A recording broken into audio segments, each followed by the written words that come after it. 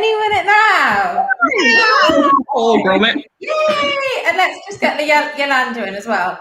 Yolanda, you're in. Good morning. Live. How's the sound? We're good. We're live. We're doing it.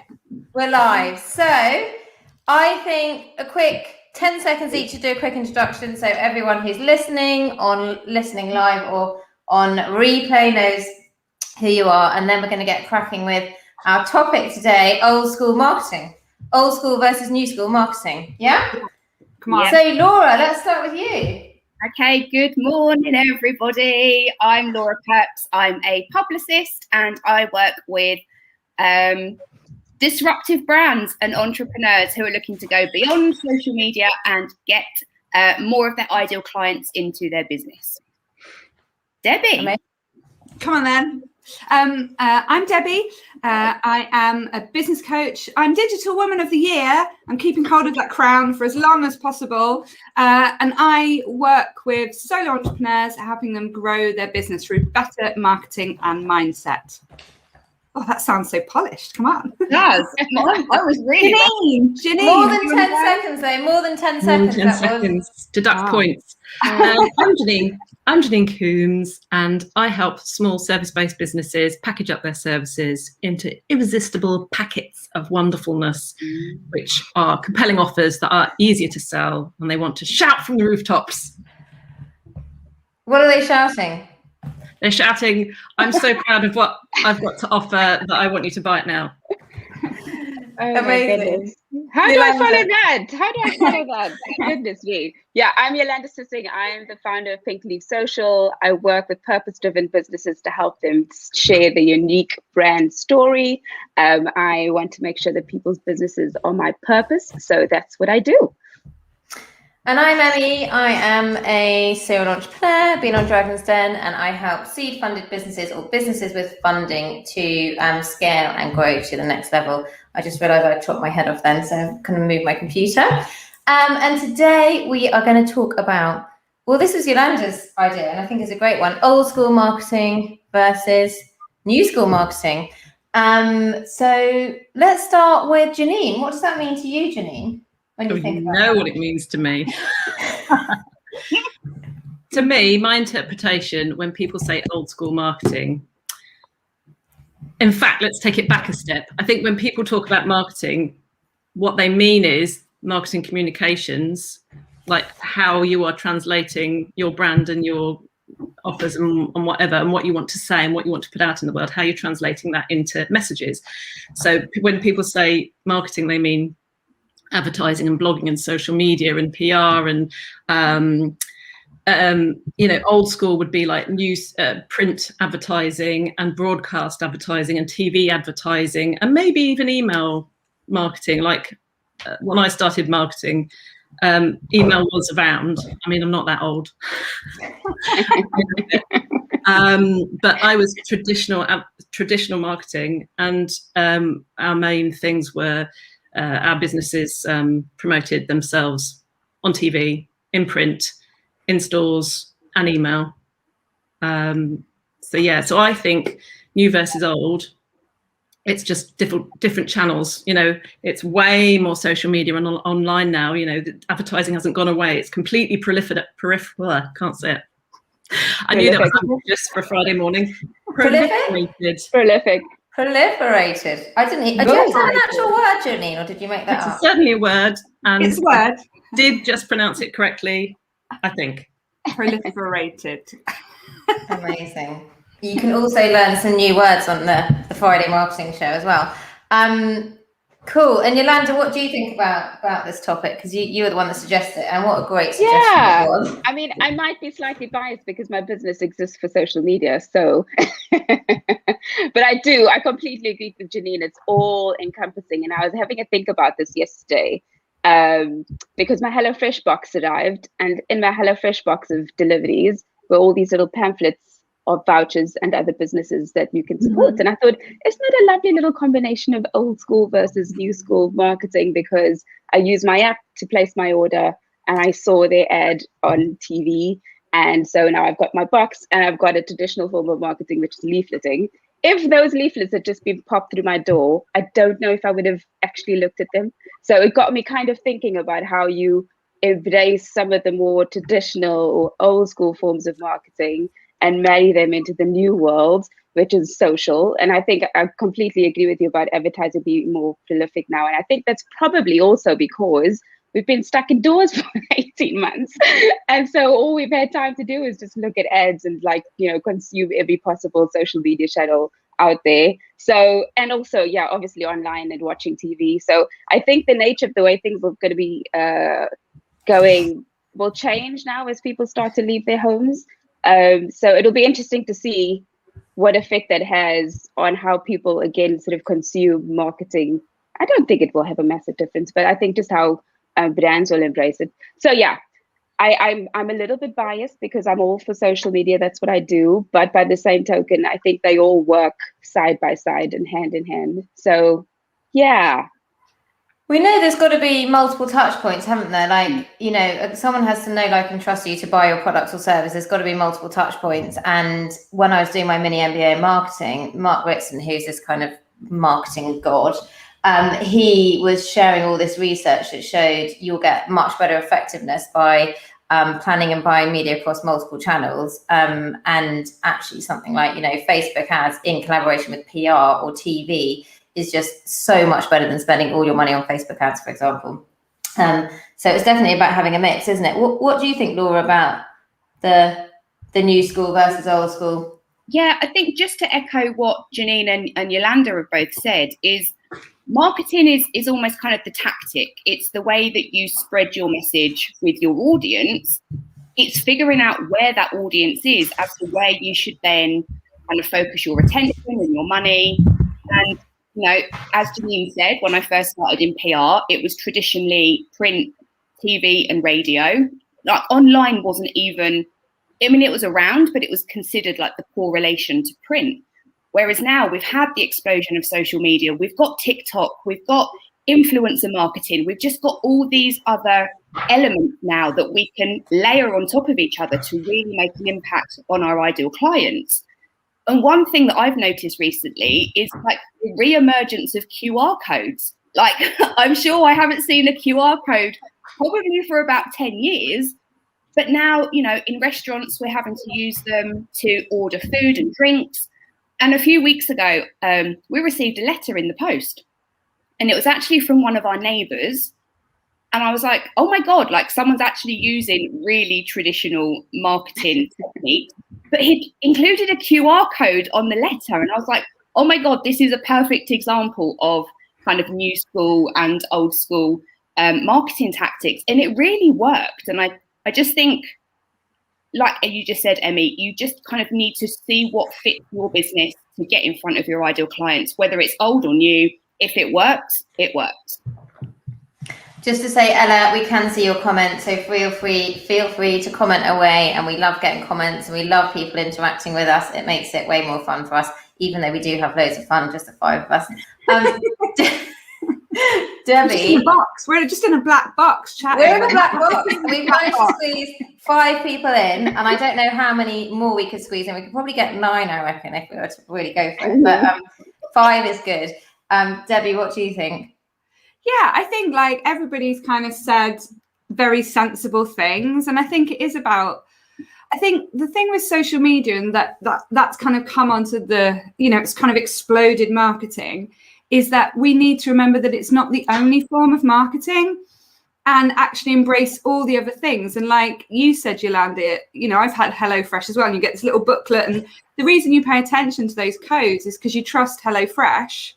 So then you're going to trust that these brands maybe have similar values or they're kind of along that line. And I think if you're running a business, there's not like one way to skin a cat. And there are multiple ways that you can get those clients in or those, customers or those referrals. And social media isn't all the be all and end all. And I think sometimes when people talk about marketing now, they just jump straight for digital, but there's lots of different ways to do things. My partner started a business a couple of years ago, and they, have a team that's across Europe. They're really successful. they're booked out of work and they've not done any social media posts. It's all based on contacting people that they work with in their 20 years of industry and working on those relationships. And it really made me think, because I was like, God damn it, you've built a really successful business that makes more money than mine in like 3 months. How have you done this? You know, you haven't used any social media. And here I am telling everybody, you've got to use social media and you've got to get your messaging right and all of this stuff. And all they've done is just build a relationship. So I just think marketing is, like Janine said, it's about communication, isn't it? It's a means of communication. And there are different tools that you can use to communicate with people. And what you don't want to do is feel like there's only one way to do things.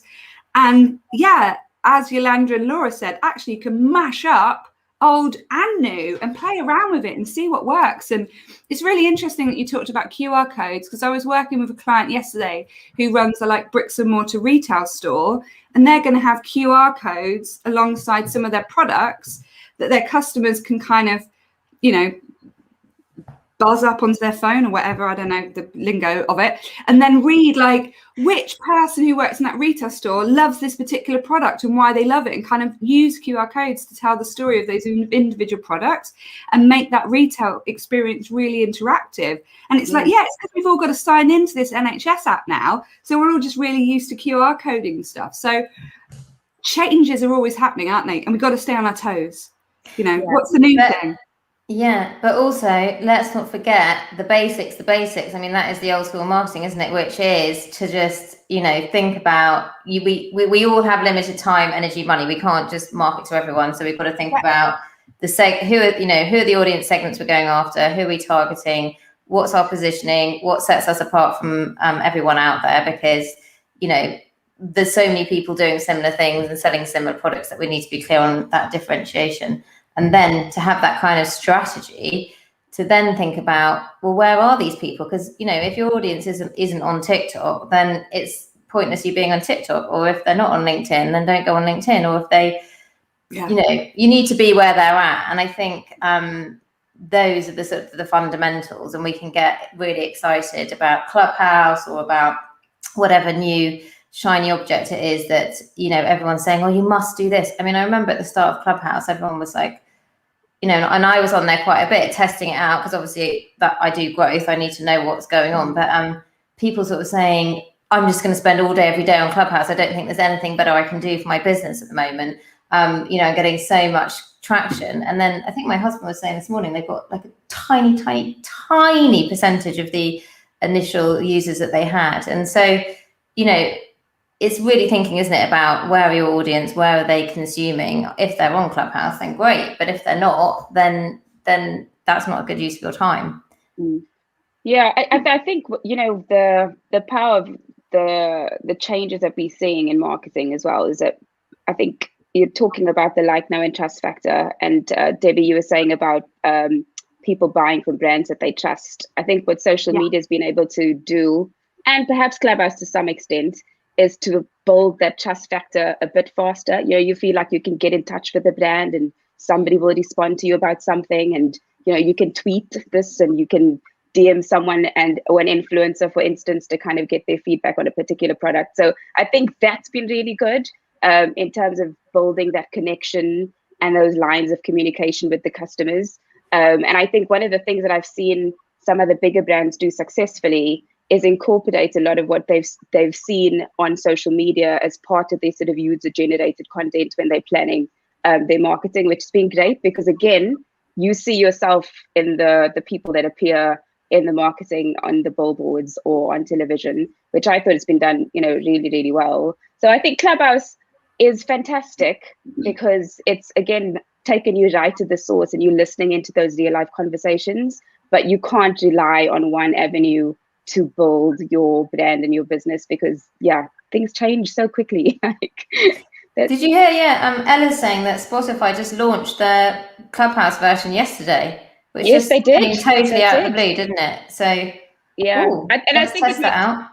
It makes sense for Spotify, doesn't it? They've got the audiobooks market down to a T, and podcasts, and so And I do love that about Spotify. I do love that about marketing as well, Yolanda, like you've just said. I think sometimes, like when I first started in marketing 20 years ago, we just worked for Boots and we just created messages. We were just pushing them out. And we couldn't really hear, we weren't really listening in the same way that you can listen now. And we weren't really having that two-way conversation that you can have. I think it's really exciting that you can kind of almost go to the source and talk to people who run brands and get involved with them and DM them. And it feels like you're having a relationship, a deeper relationship, which is something that social media has really changed. It's not like them and us anymore, is it? It's like, oh, we're part of your story. And I can put a picture of my shoes up and you're going to share it in your stories. Like you feel like you're part of that brand. And that's really exciting for businesses and for customers as well, you know, to be that involved with the story.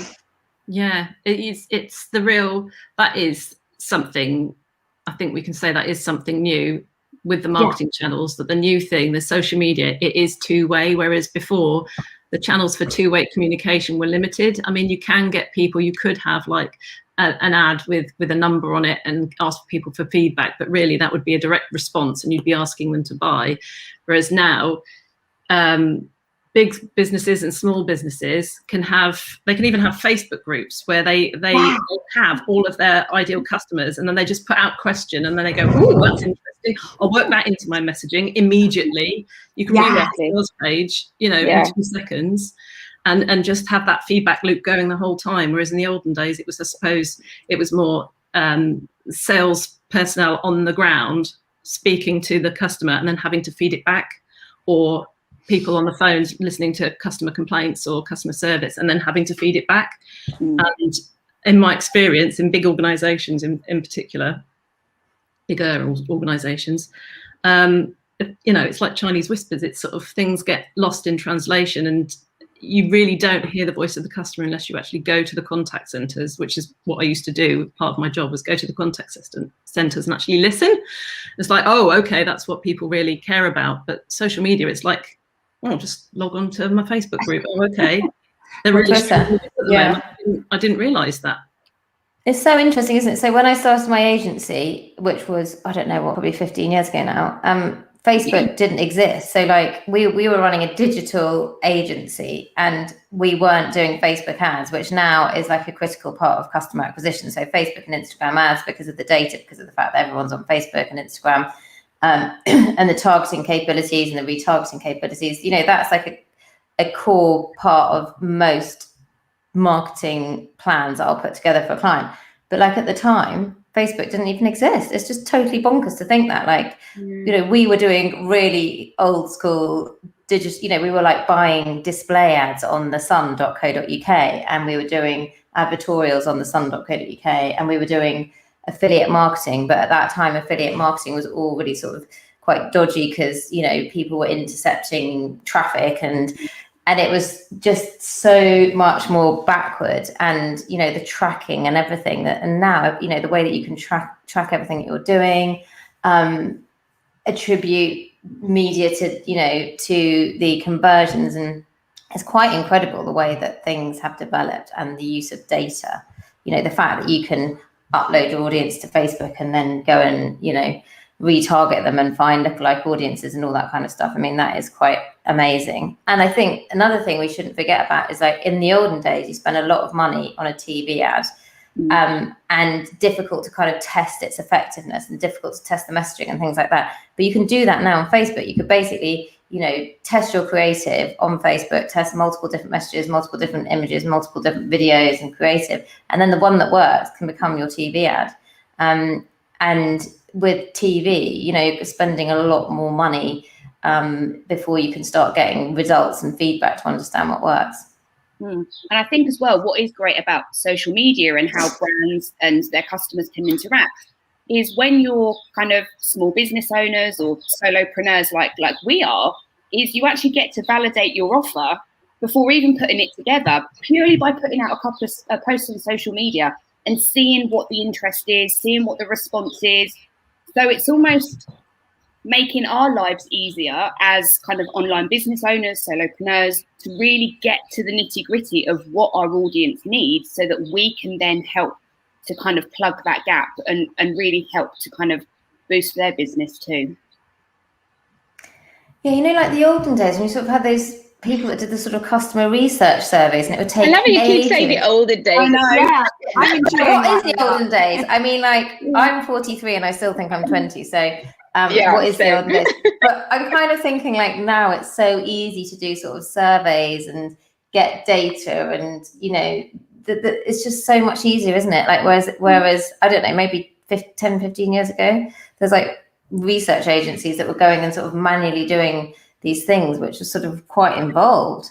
It looks fun in the Mad Men days, though. I love watching Mad Men on Netflix, and they're just drinking whiskey, and they're like, who knows if this advert is making any sales? I don't know, but we're having fun making it, and they couldn't measure it, and it just felt like people were just throwing money at them, and they were just like coming up with these ideas. Nobody could decide whether it was good or bad. It was just kind of like a cowboy version of marketing, wasn't it? Maybe the fact that we're held so accountable is like, oh God, we've got to come up with all these facts and figures. Let's just make a pretty picture and, then go and drink whiskey for the rest of the day. Like maybe it was more fun in those days. I don't know. I mean, the advertising, they would have been looking at sales. And yeah, of course, they might have done brand recognition surveys and things like that. And we did a lot of customer things where you had the kind of two-way mirror and you'd be like peering in on them, like using the products and doing that kind of thing. Focus groups. Well, they still do that now. It's great fun. I don't know whether you've been part of any focus groups, but you sort of peer in and hear what they're saying. It's very difficult.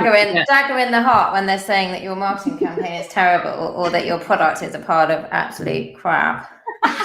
Yeah, you start arguing. Well, they don't know what they're talking about. It's like, they're not our ideal customers. Yeah. Oh dear. Were they all just smoking loads of fags as well in the office in those days? Yeah. I think they were.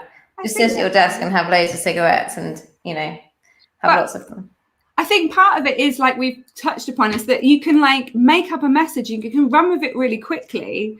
And that's really exciting. Where when I worked at Boots, like we would be creating the messages for Christmas in summer, and we would be doing that for 6 months. And if we got it wrong or it was off kilter a little bit, it was like, oh, well, we'll do better next year.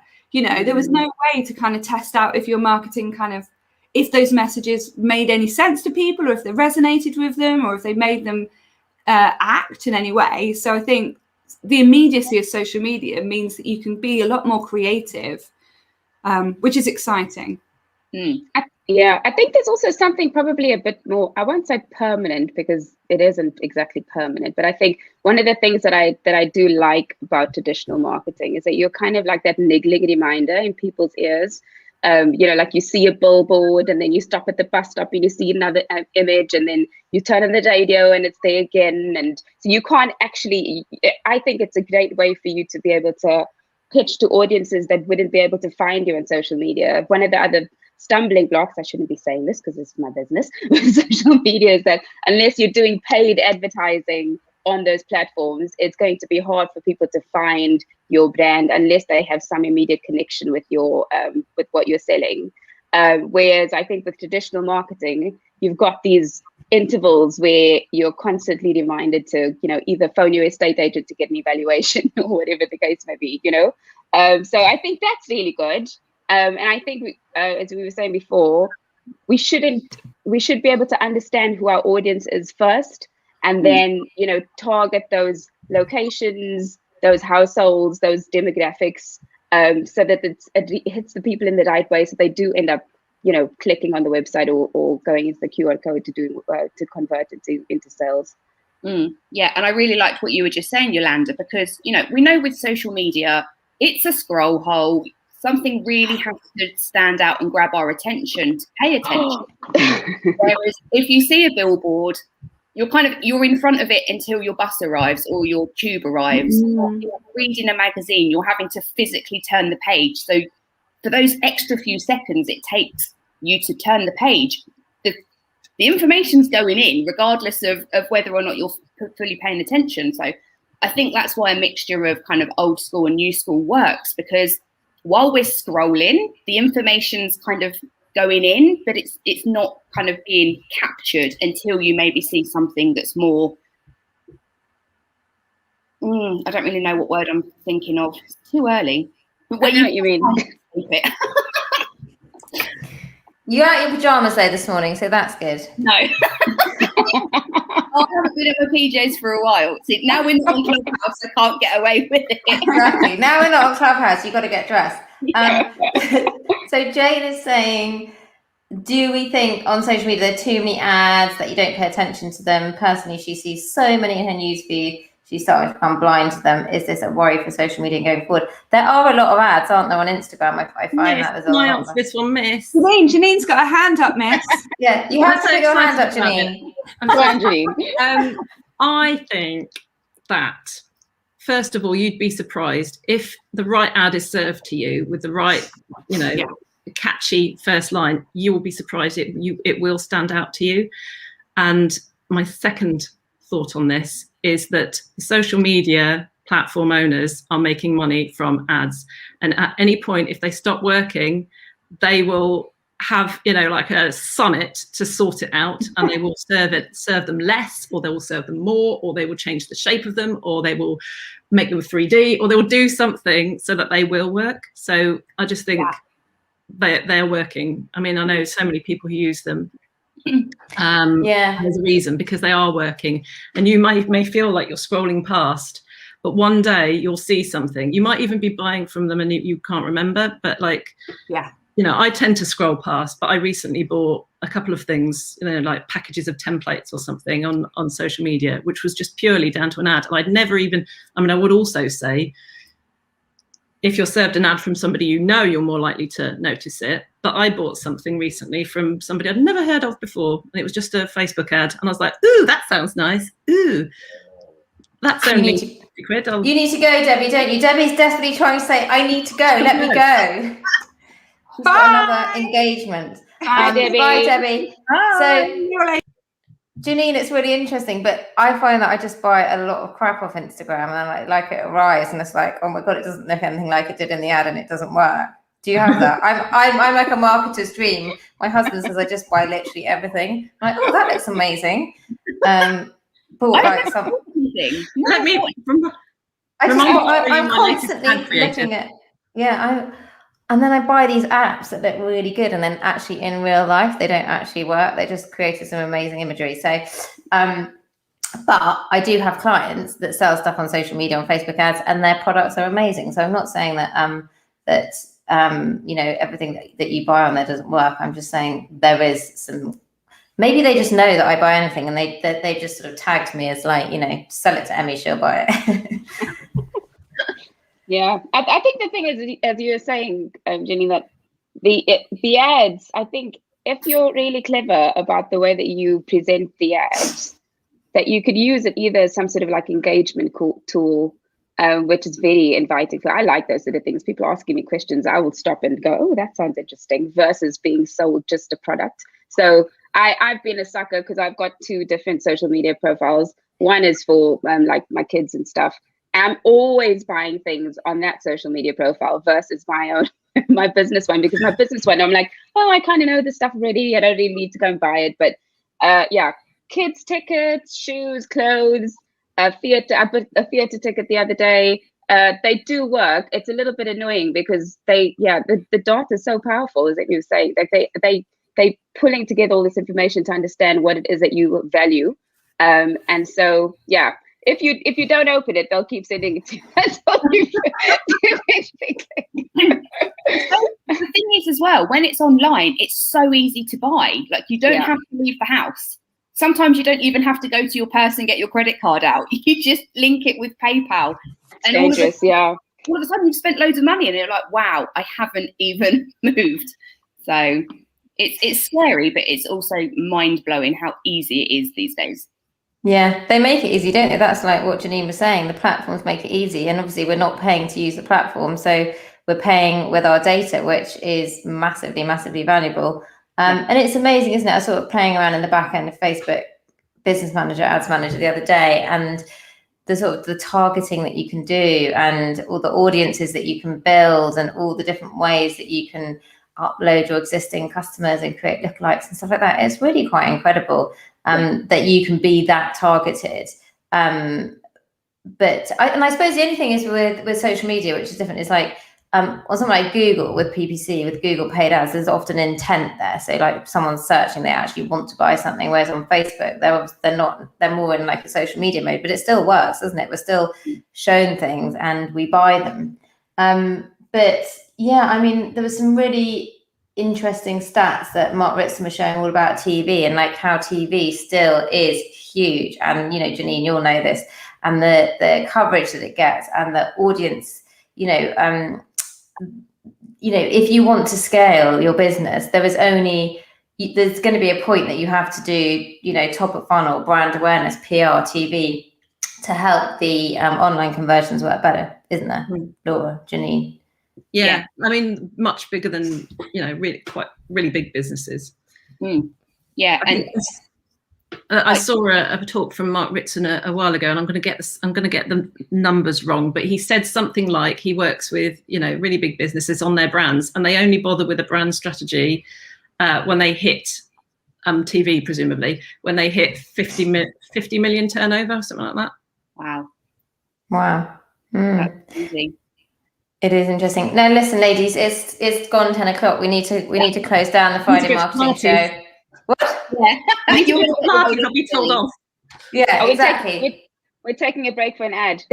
Yeah, exactly. We're taking a break for an ad. So come back next week, everyone. Ladies, I'll see you all next week. Have a great weekend, everyone. Bye. See you soon. Bye.